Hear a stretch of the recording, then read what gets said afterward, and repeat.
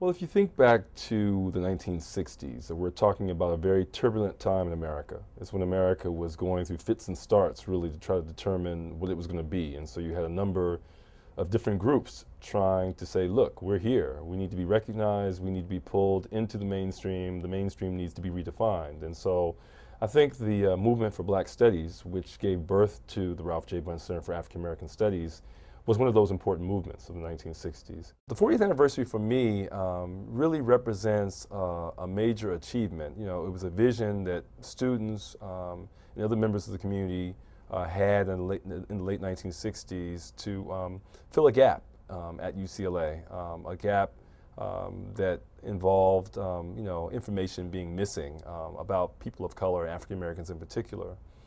And you know, to see that vision develop into what the center is today is quite amazing, and I'm really excited to be a part of that. It's an important entity here on campus. It's one that has 5 basic units that organizes its work.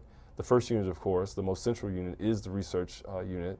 But we also have a library and media center that contains over 8,000 volumes. We also have a special projects unit that continually works to link the Bunche Center to the broader community here in Southern California, African American community.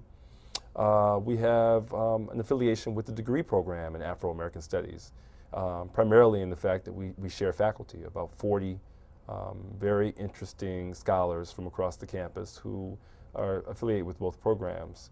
And we also have a publications unit that currently spends a lot of time producing our Bunche Research Report series that we release a couple times a year on our current research. But it's also, over the years, published dozens of important titles in African American Studies that are still being used today.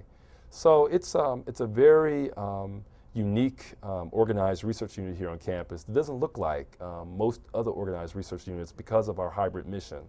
But over 40 years, I think we've made some pretty important contributions to the campus community, to the broader LA community, and I would argue to the broader African American community throughout the diaspora.